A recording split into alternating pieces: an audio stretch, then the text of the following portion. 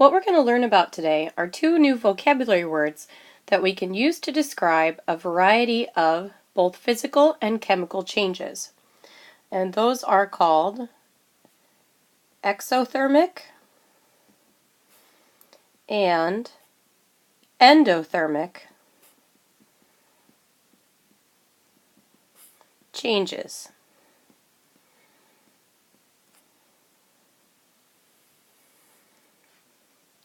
First, let's start with some definitions. If we break down the words exothermic and endothermic, they each really have two parts. We'll start with exothermic. The first part of the word, exo, is a prefix that usually means outside, or, like it sounds, like exit.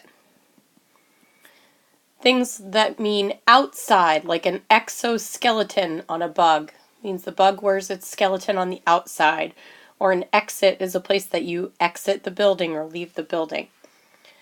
The second part of the word, thermic, if we look at just the main part of that root word, therm or thermal, usually has to do with heat. So if we put those two things together, an exothermic change is a change in which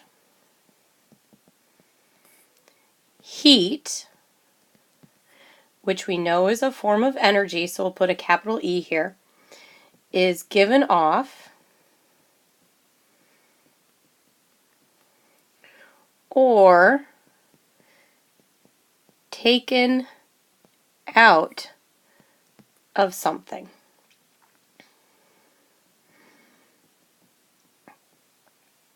An exothermic change is one in which heat or energy is being removed or given off. Exothermic is a word that can be used to describe both physical and chemical changes. Chemical changes is just another term for a chemical reaction. So we'll put reaction down here in parentheses. And you would recognize an exothermic chemical change because whatever was undergoing the change would begin to feel hot or warm because energy or heat is being given off or released from that change. For example, if you had a candle burning,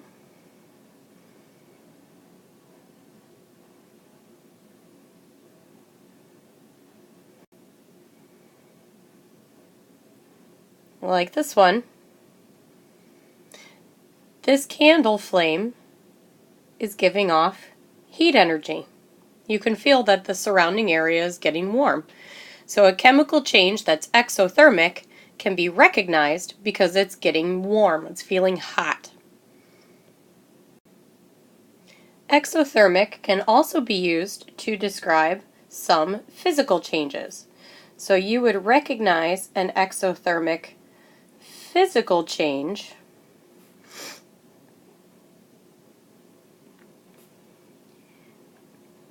by knowing that in order for that change to occur, heat must be taken out.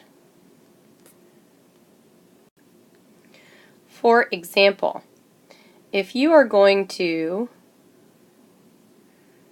make ice cubes,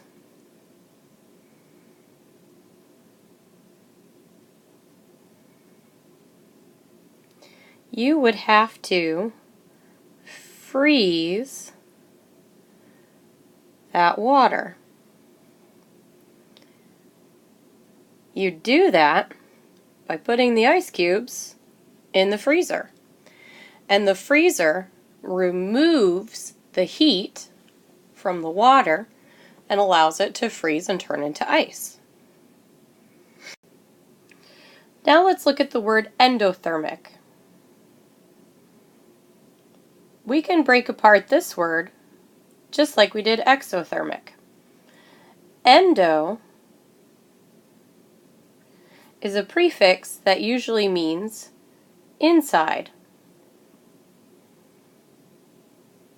And the easiest way to remember that I can think of is to think that it sounds like the word entrance. They both start the same. And an entrance is where you go inside of a building. The second part of the word is still the same as it was before. Thermic or thermal has to do with heat. When you put those two things together, you get a definition for endothermic. A change that is endothermic is a change in which heat, and again we know that heat is a form of energy, is taken in by something. And sometimes you might see the word absorbed instead of taken in. Endothermic is a change in which heat or energy is going into something. Endothermic can be used to describe chemical changes. And again, a chemical change is just another name for a reaction.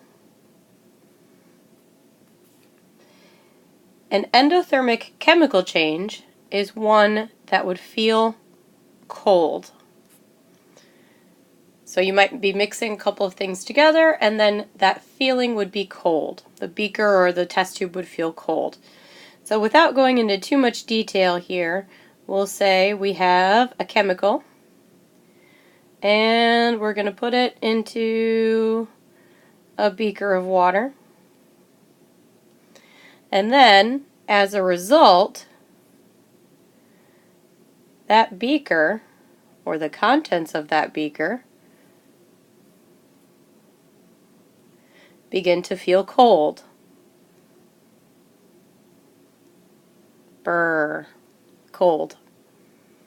They feel cold because the chemical that was dropped in, the reaction between that and the water, is taking the heat from the beaker and from your hands when you touch it.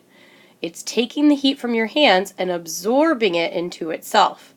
So that makes your hands holding the beaker feel much colder.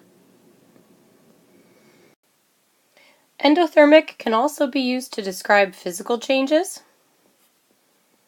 And when you're going to describe an endothermic physical change, you have to recognize that there is heat that is being put in to something. In other words, you have to put heat in to make that happen. So one thing that you have to put heat in to make that happen would be melting an ice cream cone.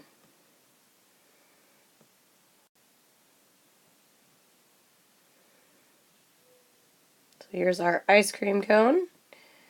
And ice cream cones melt fastest when they are out in the sun. So you're putting heat from the sun into the ice cream, and as a result, you see that ice cream start to melt.